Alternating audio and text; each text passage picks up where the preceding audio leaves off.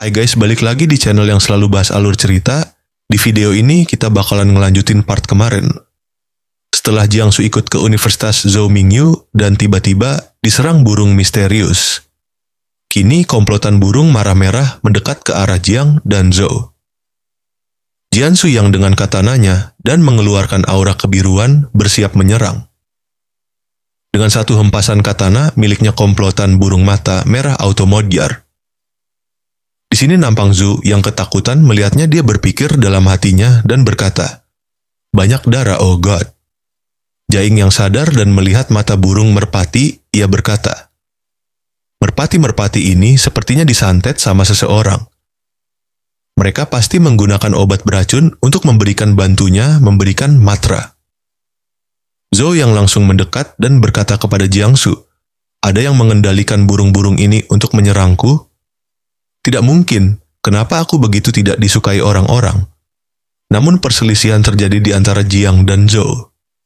Karena di sini Jiangsu mengajak Zhou untuk mundur tanpa hadir ke kelasnya.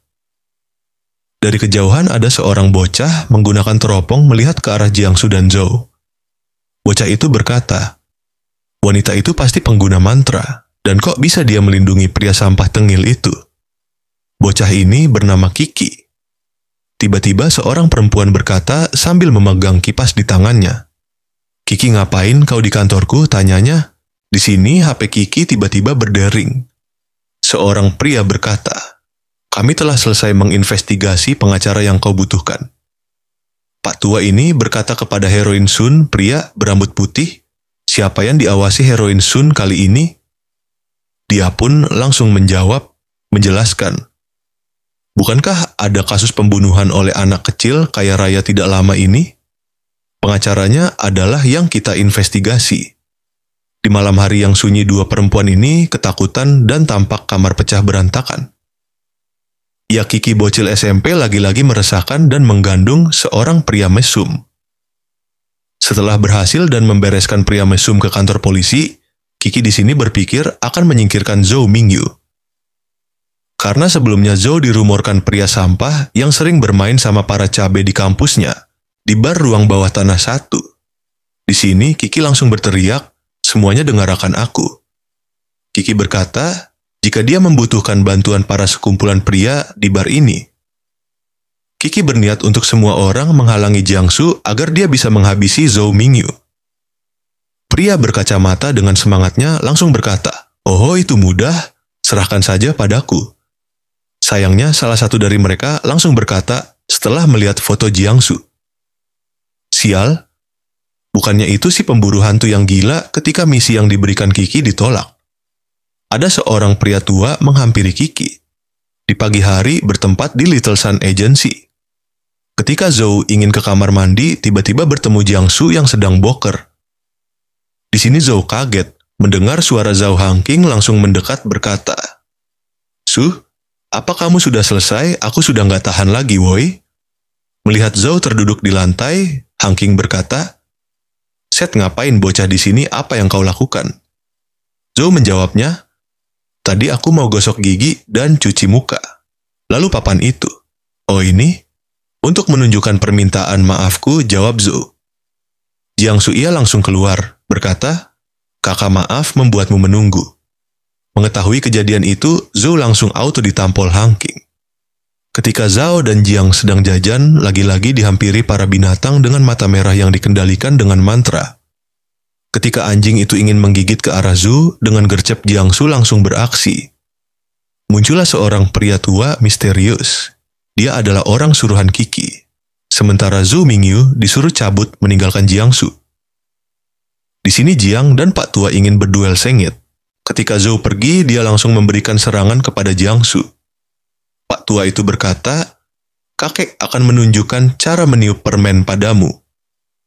Seperti banteng api langsung menyerang ke arah Jiangsu. Tanpa katana, Jiangsu dengan cakwe miliknya langsung membalas serangan itu.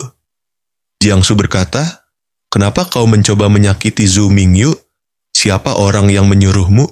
Sayangnya Pak Tua itu mengabaikan menjawab, "Gadis kecil, kau tampak hebat dengan menggunakan gorengan bisa mematahkan seranganku." Dengan tali seperti cakra langsung menyaukan badak api itu kembali. Jiangsu berpikir, teknik apa ini? Dia bisa memanipulasi banyak objek sekaligus. Jiangsu dengan gorengan cakwe miliknya langsung menghancurkan satu persatu serangan Pak Tua itu. Di sisi ini, Pak Tua itu langsung menelpon Qi. Ia berkata jika telah berhasil menahan Jiangsu. Di sini, Qi sudah melihat Zhou Mingyu yang dikejar bintang yang diberi mantra oleh Qi. Zhou berlari dan berteriak, kenapa kalian mengejarku?" Zhou Mingyu yang melihat bocil di depannya, dia langsung berkata, Laricil ada anjing gila." Tak mendengarkan, Qi malah memberikan perintah pada hewan miliknya. Little Grey, burung itu langsung menyerang ke arah Zhou Mingyu. Qi ia langsung berkata, "Zhou Mingyu, akhirnya aku menangkapmu." Qi terus membacot jika Zhou Mingyu ini seorang sampah tengil dan racun bagi para perempuan. Zhou yang mendengar itu dengan geram, ia langsung mengamuk sambil berkata, "Kau bocil hanya mendengar omongan orang lain saja. Orang biasa akan mati kalau digigit oleh banyak anjing, kau tahu." Qi langsung menyadari ada yang janggal, dan dia ketakutan sambil berkata, "Jangan mendekat." Namun Zhou mengabaikannya dan berkata, "Kalau aku tidak melawan balik, semuanya akan menindasku terus." Tiba-tiba ketika Zhou berubah, Jiangsu mendekat berkata, "Zhou Mingyu, apa yang sedang kau lakukan?" Jiangsu langsung memberikan tendangan si madun untuk kedua kalinya. Akhirnya Zhou sadar dan terdorong mundur. Zhou berkata, "Hei, kenapa kau memukulku?" Menjawab itu, Jiangsu berkata, "Kau hampir kehilangan kesadaranmu." Qi yang mengendap ingin kabur langsung dihentikan Jiangsu. "Kau mau pergi kemana?" tanya Jiang. Qi menjawab, "Kakak, aku hanya gadis kecil." Zhou langsung berkata, dia yang mengendalikan hewan itu dan berusaha menyerangku." Mendengarkan ocehan Qi Kim, Jiang bertanya, "Jadi kau tak datang bersama Tengu?" Tengu, apakah itu makanan?" Jiang akhirnya menjelaskan soal Zhou Mingyu dan rumor yang tersebar di kampus bahwa Jiangsu dan timnya yang menyebarkan rumor tersebut. Di sini dengan gercep Jiangsu langsung memberitahukan tim soal serangan yang diatur oleh Qi. Dan akhirnya ia mendapatkan informasi jika Qi hanya mengalami hero kompleks dan ternyata dia adalah sultan anak orang kaya. Ketika selesai Pak Tua itu langsung menghampiri Qi dan berusaha menyerang Qi, sementara berbeda tempat berlokasi di Little Sun Agency. Ketika mereka makan bersama Zhou mendapatkan notifikasi dari kampusnya. Zhou pun dengan gercep langsung berangkat ke kampusnya setelah mendapatkan peringatan banyak kali bolos di kelas. Zhou yang berlari tiba kaget mengetahui Jiangsu punya sepeda motor. Ketika mereka ingin bergegas, burung Qi langsung menghampiri Zhou Mingyu ingin meminta bantuan menyelamatkan Qi. Di lokasi rumah Pak Tua Qi yang sadar ia kaget dan bingung. Kakek itu berkata, "Kau sudah bangun cucuku?" Qi langsung menjawab, "Tempat apa ini, woi, bau lengket lagi." Dengan kekuatan pria tua badan Qi dipenuhi lendir seperti permen karet.